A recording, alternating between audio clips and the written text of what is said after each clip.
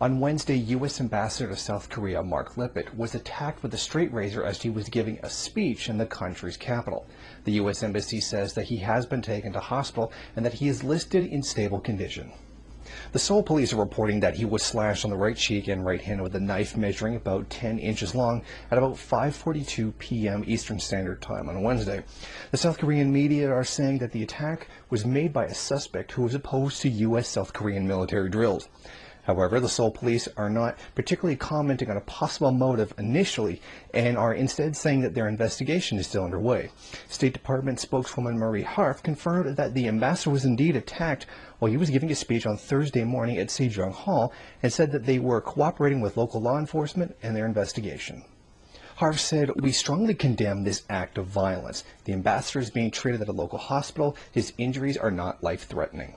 South Korean President Park Geun-hye condemned the attack, saying this incident is not only a physical attack on the U.S. ambassador, but an attack on the South Korea-U.S. alliance, and it can never be tolerated. A local police chief, Yoon Myung-sung, says the attack was orchestrated by Korea Council for Reconciliation and Cooperation, and that the attacker was a member. He said that the suspect was identified only by the name Kim, came at Lippert from behind, knocking him down, and proceeded to slash at him with the blade. According to at least one eyewitness, the suspect Kim shouted North and South Korea should be reunited. Now, this man, who's going only by Kim, was once previously arrested and given a 2-year suspended sentence after he threw a chunk of concrete at a visiting Japanese ambassador to South Korea. The attack left a gash on Lippert's face that started under his cheekbone and extended diagonally across his cheek toward his jawbone.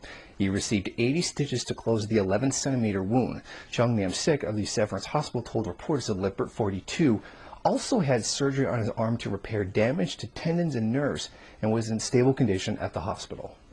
This attack is not too surprising to many people who know the country very well. South Korea actually has an extensive history of violence, even in very specific professional political settings. In July 2009, there was a brawl among lawmakers as the ruling party tried to pass a bill easing restrictions on the media. In April 2012, a brawl broke out among lawmakers as the parliament debated the national budget. In another incident, a party was physically blocked from attending a discussion on a foreign trade bill. In another, a tear gas canister was thrown in an attempt to thwart a free trade deal.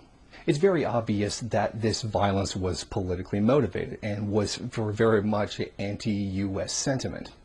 Now, even though this man has a history of attacking foreign politicians, it very much seems to be foreign policy is particularly his focus, which motivates him to take these kinds of actions. Even though it appears that he acted alone, even though he is connected to and probably associated in some way with the South Korean unification groups, I still think that in some way the DPRK will be blamed for this attack. After all, we are given very ridiculous scenarios with no evidence of them being true whatsoever, and people still believe them. So I think it's very likely that in this case, at some point, the DPRK will be blamed for these attacks. There is a very weird sentiment in South Korea. Ever since the election of Barack Obama, the South Korean opinion, or what they had a favorable view of the United States, has steadily increased ever since his election.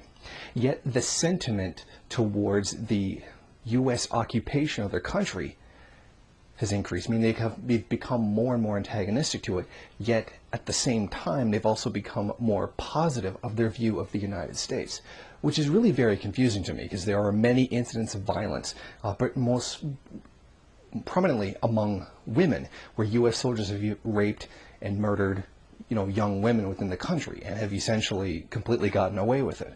And this is, of course, another symptom of the occupation of Korea. Another thing that, as a strong stance from anti-imperialism, that we should stand against. And many people see this attack as an action against what many people very rightly see as the United States as the major hindrance to the reunification of North and South Korea.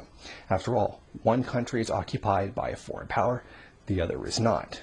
And one certainly makes demands on the other all the time, even coming from overseas. So I think this is an expression at the anger that regular people do have, although this person does have a history of attacking foreign politicians. towards the occupation of their country and a real genuine desire to reunify the people of Korea. If you like this video and you'd like to see more of them, then head over to my Patreon page and show your support. Or you can go to the MRN bookstore and check out some of the latest books available. Don't forget to rate, comment, subscribe, and share on various social media.